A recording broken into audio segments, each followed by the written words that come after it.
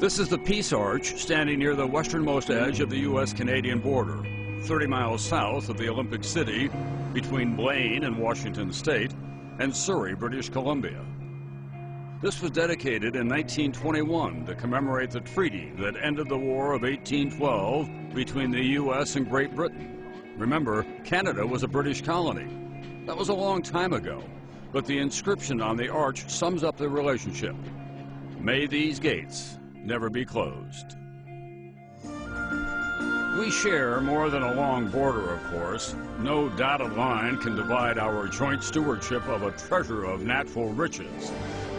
From the Atlantic to the Pacific, and back again. Shorelines, wild rivers, and Great Lakes, vast forests and grasslands, precious ores buried in majestic mountains, and wildlife everywhere. From sea to shining sea. Canada and the United States share another unique quality. They're immigrant nations, destinations for people around the world who long for political freedoms, economic opportunity, and a long tradition of compassion. Our two nations have the largest trading relationship in the world. $1.5 billion transacted every day.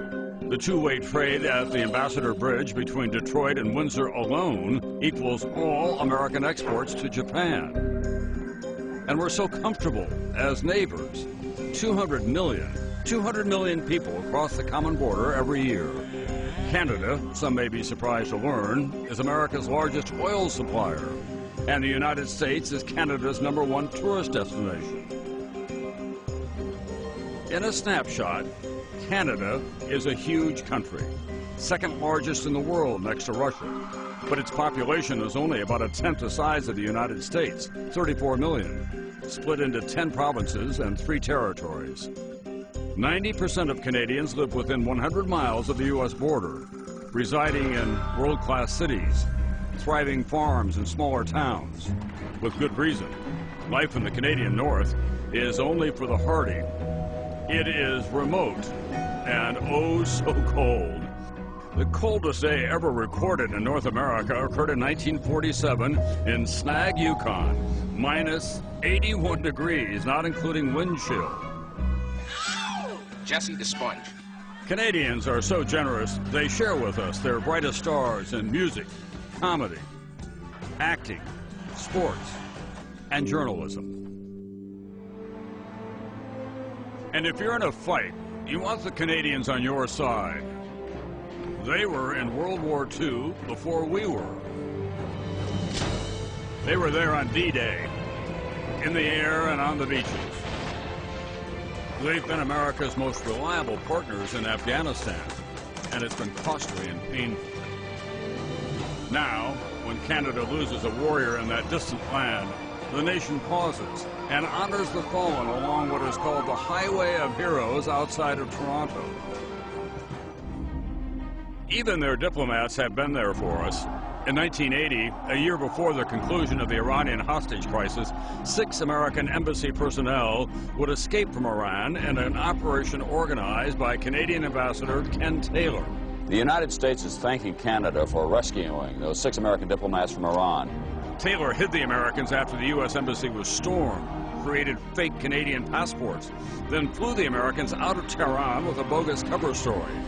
The 6 in disguise as a mod-looking Hollywood film crew, allegedly researching a prospective sci-fi flick.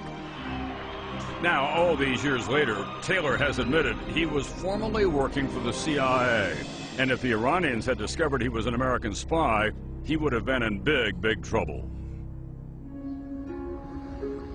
In our darkest hours, Canada has been with us. On September 11th, as the United States shut down its airspace, Canada instituted Operation Yellow Ribbon, landing 239 U.S.-bound flights with 33,000 passengers at 17 different Canadian airports. And then, amid the uncertainty that followed, entire communities housed and fed those thousands of passengers for days afterward.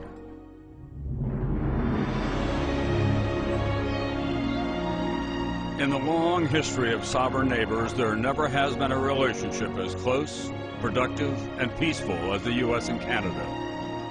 We share a continent and so much more. Speaking before the Canadian Parliament, President Kennedy summarized the relationship this way. Geography has made us neighbors. History has made us friends. Economics has made us partners. And necessity has made us allies. Those whom nature has so joined together, said Kennedy, let no man put asunder.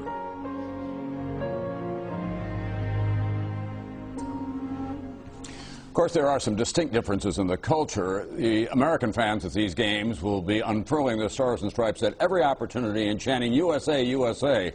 The Canadian Prime Minister had to go before Parliament yesterday and urge Canadians to engage in what he called an uncharacteristic outburst of patriotism, saying, don't be afraid to wave those flags. We'll apologize to the world for our immodesty later. So that's a big difference, Al. He hopes he has to do it very often. You know what struck me in that piece among all of the items? There are more people in California than there are in all of Canada. Well, and Canada has a stronger and more sound economy at this point as well. That's a distinctive difference between the two. Perfectly put. Thank you, Tom. See you during the week.